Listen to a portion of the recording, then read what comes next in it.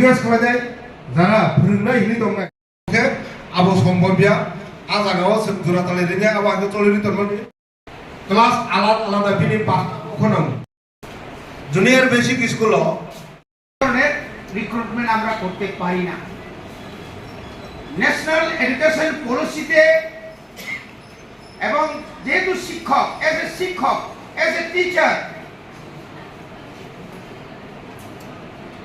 যে এখন যে কোয়ালিটি এডুকেশন দেওয়ার মতো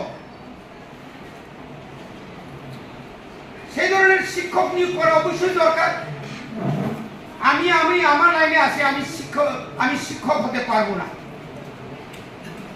আপনি আপনার কাজ হচ্ছে উকালতি করা, আপনি এলএলবি, আপনাকে আমি যদি শিক্ষকতার জন্য নিয়ে আসেন আপনার কিন্তু মন বসবে না। চেঙ্গারা ফ্রেন্ড মেয়া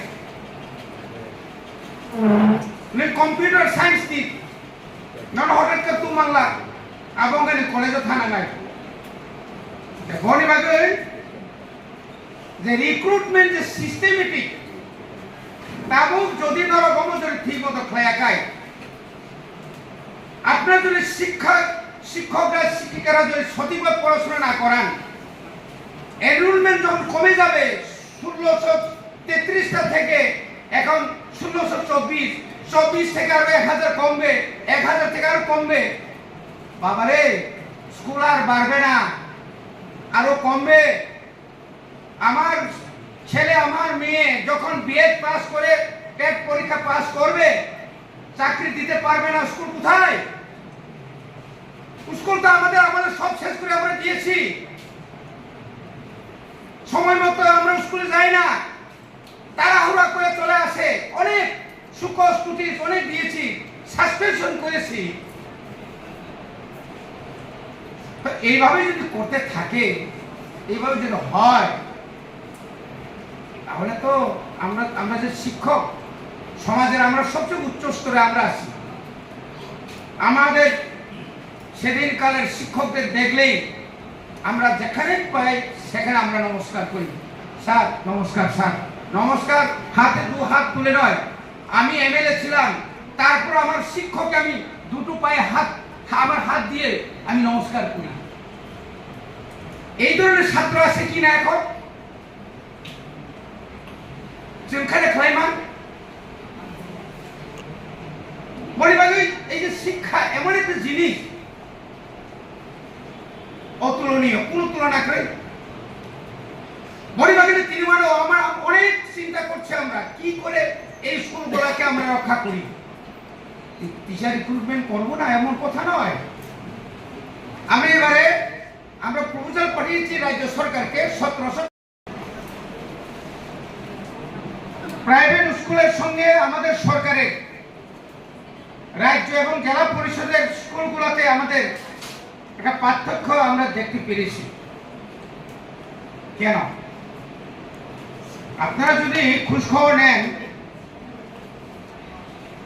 যে হলি ক্রস, ডন বস্কো বা অনেক এই এলাকাতে প্রচুর প্রাইভেট স্কুল আছে, ওখানে শিক্ষকদের বেতন আমরা যদি দেখি 15,000 বেশি না। তারা পিজিটি, জিটি, ইউজিটি তো আরো কম। তাহলে পরে আমরা বছরের পর বছর এই কথা, এটা আপনাদের প্রাপ্য, আপনাদের পাওনা দিয়ে দিচ্ছে, বেতন বাড়াচ্ছে। কিন্তু আমাদের কিছু কিছু এলাকাতে আজকে আমাকে একজন রাজ্য সরকারের আইএস আমাকে বলল, স্যার আমি 9:30টার সময় স্কুলে ঢুকেছিলাম, কোন শিক্ষককে পেলাম না। একদম রাস্তার লোকে কোন শিক্ষককে আমরা পেলে না। তেমন কেন? আমরা সঠিক সময়ে বিদ্যালয়ে যাচ্ছে না। আমরা টিচাররা যারা ইনচার্জ আছেন বা টিচাররা আছেন, আমাদের যে অভিভাবক, ছাত্রদের অভিভাবকদের সঙ্গে আমাদের যে সম্পর্ক থাকার কথা, কোথাও না কোথাও কোনো গ্যাপ থাকতে পারে। তুমি মানো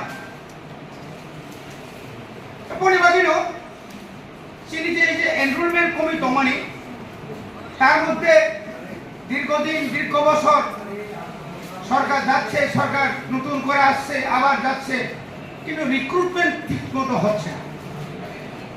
এখন আমিও তো এমএলএ ছিলাম 1988 সাল থেকে 93 পর্যন্ত আমি এমএলএ ছিলাম। তৎসময় তখন আমরা যেভাবে শিক্ষক নিয়োগ করতে পেরেছি, আপনারা যেভাবে টিচার রিক্রুটমেন্ট হয় এডিসিও কমিটি এখনো বাদ আছে। সমস্ত ডিস্ট্রিক্টে একদিনের এই কর্মশালা আমরা করে ফেলেছি। আসল উদ্দেশ্যটা কি? আমরা এভাবে চিমা খাই, উদ্দেশ্যটা একটাই। ইদানিংকালে আমরা লক্ষ্য করেছি, সবার জন্য আমি এই কথা বলছি না, ইদানিংকালে আমরা লক্ষ্য করেছি জেলা পরিষদ এলাকায় এবং জেলা পরিষদের বাইরেও ছাত্রদের যে এনরোলমেন্ট দিনের পর দিন কমে যাচ্ছে।